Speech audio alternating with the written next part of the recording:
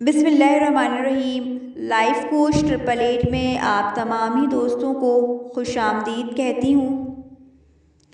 दोस्तों, कभी आपने गौर किया जो इंटरनेशनली प्लेयर्स होते हैं उनकी जो यकसा जिस्मानी क़ुव्वत होती है वो एक सी होती है, उनका वज़न और उनकी हाइट भी यकसा ही होती है। बल्कि यूँ देखा जाए कि उनकी जो ट्रेनिंग्स हुआ करती है या यूँ कहें कि उनकी जो तरबियत होती है वो भी यकसा मेयार की होती है। तो फिर ऐसी क्या वजह होती है जो उनमें हार और जीत का सबब बने? ऐसा क्या है जो शख्स जीतता है तो वो क्यों जीतता है, और जो हार जाए तो वो किस बिना पर हारता है? कभी सोचा आपने? दोस्तों, मैं ये समझती हूँ कि इनके दरमियान हार और जीत का जो फ़ैसला करने वाली चीज़ होती है ना, वो स्टेट ऑफ माइंड है, यानी कि आपकी जहनी सलाहियत। जी दोस्तों, जो शख्स हार जाता है या जीत जाता है तो उनके दरमियान जो फ़ैसला करने वाली चीज़ होती है वो स्टेट ऑफ माइंड ही होती है।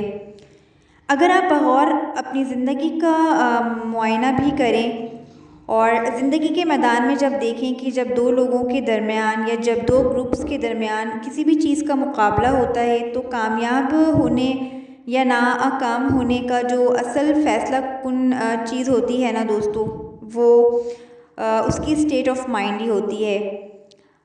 ना कि बहुत सारी मादी ज़ाहिरी साजो सामान।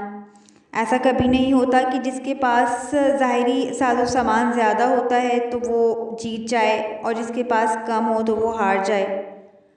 दोस्तों, मैं समझती हूँ कि जिस शख्स के अंदर ज़हनी और क़ल्बी औसाफ ज़्यादा होते हैं ना तो वही कामयाब होता है, और जिसके अंदर ये औसाफ कम होते हैं वही नाकाम होता है।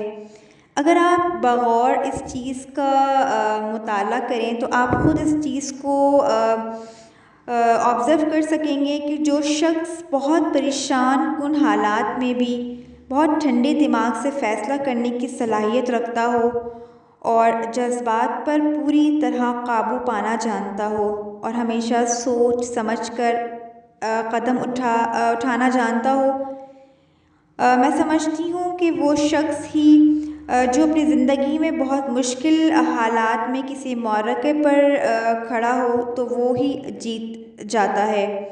ये तमाम तर क़ल्ब व दिमाग से ताल्लुक़ रखने वाली चीज़ें होती हैं जो उसे ज़िंदगी के मुश्किल हालात में या मुश्किल मौक़े से बाहर निकलने में मदद देती हैं। दोस्तों, हमें ख़ुद भी चाहिए कि हम अपनी ज़िंदगी में अपने जो स्टेट ऑफ माइंड है उसको बैलेंस रखें। हमेशा कभी कोई मामलात हमारी ज़िंदगी में आए तो हम बहुत ठंडे दिमाग से उन तमाम पहलुओं का जायज़ा लें और फिर बहुत ज़हनी और क़ल्बी हालत को बहुत ठंडा करके हमें उस चीज़ से फ़ैसला लेने में मदद लेनी चाहिए। दोस्तों, उम्मीद करती हूँ कि आप लोगों को आज की मेरी अच्छी सी बात पसंद आई होगी।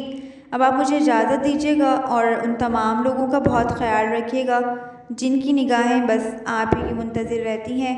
Thank you so much.